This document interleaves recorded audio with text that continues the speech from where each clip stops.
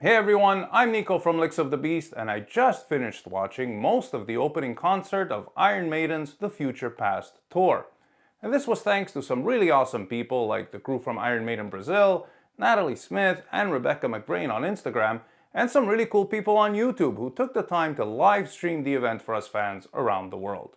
In this video, I'm going to give you my first impressions of the show based on what I just saw. I'm going to start with my overall thoughts without spoilers for the first part, and then I will let you know when the spoilers are coming so that those of you who don't want to know any specifics about things like the set list can stop watching from that point on. So, let me start off by saying that the band sounds fantastic. The guys look and sound like they're in great shape, they're performing an obviously well-rehearsed and polished set, and they are displaying a very high level of musicianship. For us fans of their guitar work, it was absolutely awesome that the guys mostly stuck to the original solos on both the Senjutsu and Somewhere in Time material, with only some slight variations to keep things fresh and interesting. All three guitarists are playing at the top of their game, and they're working together brilliantly. They also seem to be taking this tour very seriously, and you could really see how concentrated they all look during some of the more challenging songs, and there are quite a few of those in the set. As much as they seem to be happy to be on stage again in front of a packed audience, I got the feeling that they were very focused on giving the very best rendition of the songs that they could. That isn't to say there weren't a few botches here and there. Those are inevitable, especially during the first few shows, as there's so much pressure to nail all the parts and all the cues, and with a show like Maiden puts on, there are so many moving parts that all have to work together. But their professionalism and experience was evident even there, as they recovered from those few mistakes very smoothly and seamlessly. Now, of course, this was opening night, so they will surely become a little more relaxed as the tour goes on, but I thought it was great to see them play with so much intensity and focus, and to me, this is even further confirmation that Iron Maiden is a band that is still very much about the music and that still cares deeply for their fans and their legacy. The stage looked fantastic, and I'm sure nobody will be surprised by this. But what is really cool is that many songs got brand new backdrops, and the eddies might just be my favorite ones yet. And before we get to the spoilers, I will say that I don't think they could have put together a better setlist for the theme of this tour.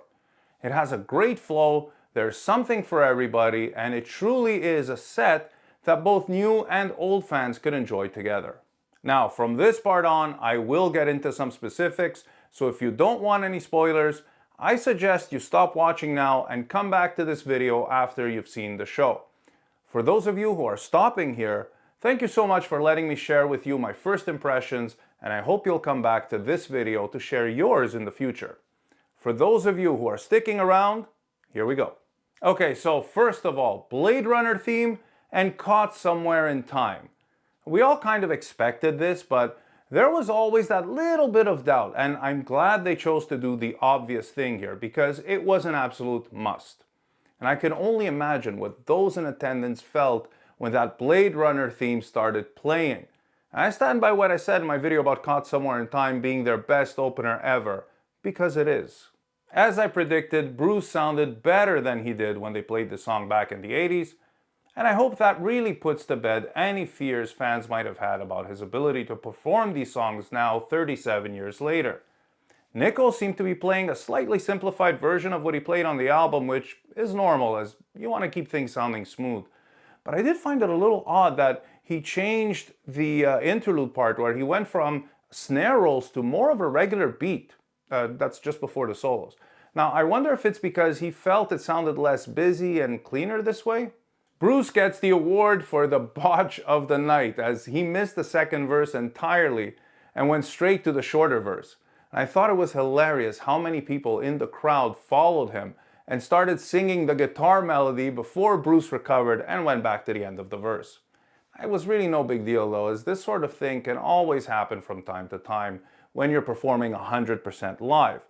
And it also makes every night unique and exciting because anything can happen at a live concert. Hearing Dave start his solo with the same opening lick as the album It got me super excited. And then when he proceeded to play the rest of the solo very close to the original, that had me smiling from ear to ear. And then Adrian playing his solo, also very close to the album version, but with his more seasoned playing, was just absolutely incredible. Following with Stranger in a Strange Land was a bit of an odd choice, but it worked well. And it's amazing how much of a fan favorite that song still is. Adrian still plays that solo with so much feel, and Bruce absolutely nailed this one. The writing on the wall was no surprise, and neither was Days of Future Past, since it's the name of the tour, although I didn't know how well it would translate to the live show with the way the drums move to halftime feel in the choruses. But as it turns out, it sounds great. Bruce did a fantastic job on it, and that is not an easy song to sing. The Time Machine was next, and seriously, how beautiful is that intro? The Prisoner was a huge surprise to me, and it's still such a great live song. Bruce nailing some of those higher notes in the last chorus was pretty impressive, even if he did mess up the ending a little. And again, that can happen when it's live. But what a great song, and what a truly nice surprise this was. Death of the Celts was one I didn't expect because it's a great album song, but because it's one of their more cinematic pieces, I didn't think it would really work live. But from what I saw, it looks like it worked well, and the song really comes to life on the big stage. Another one I didn't expect was Can I Play With Madness? But it was a great choice to lighten the mood a little bit after such an intense piece of music like Death of the Celts. Heaven Can Wait sounded great, and it's so awesome to see it being played live again. Now I know some of you are gonna lament the fact that Adrian didn't play his solo, but I did say in a recent Q&A on Instagram that Yannick would very likely play that one, so this wasn't surprising to me. And honestly, even though I love Adrian's original solo very much, and it would have been nice to hear that version this time, I thought Yannick played a cool solo nevertheless. The choice not to have people come and sing on stage like they used to caught me by surprise initially, but then the Walking Eddie and Bruce wielding a new and improved version of the big gun he had on the original Somewhere in Time tour was just as entertaining, if not more so. And besides, the whole arena was singing along anyway. One of two songs that many of us were waiting for was, of course, Alexander the Great. And Bruce had been hinting at the fact that this time they knew they had to play it. And man, did they ever deliver. I mean, the band nailed all of the changes, the guitar harmonies were on point, Steve and Nico were locked in tight, Adrian and Dave played their guitar solos very close to the album versions, which I'm sure made a lot of people really happy. I thought it was an interesting choice for Adrian to play the lead part of the middle section a little differently and mostly an octave higher. It did fit really well, but still, I would love to know why he felt he should change it. Perhaps he didn't feel the original version translated well to the big stage. Bruce did a phenomenal job on this one, hitting pretty much every one of those high notes in the verses. Now, for those of you who don't sing, it's really hard to jump repeatedly from an E4 to a B4 note and then back like that. That requires a lot of control and stamina. And that long note he held at the end was just the icing on the cake. Now, I might be overly excited, so perhaps I'm being a little bit hyperbolic here, but it really does seem to me like he's singing better than ever. The only question I have now is, how did they wait 37 years to play this? The other highly anticipated song is Senjutsu's closer, the epic Hell on Earth. And it really did feel epic in a big way. All of the song's melancholy and restrained bitterness came through very powerfully. And what really impressed me was the fluidity with which they handled those time field changes throughout the various sections. This is a very complex and intricate song, also because it was written in the studio and not during a jam. So to pull it off this smoothly and managing to make it feel so powerful and so emotionally impactful is basically a demonstration of mastery. And here again, Bruce's performance is just absolutely stellar.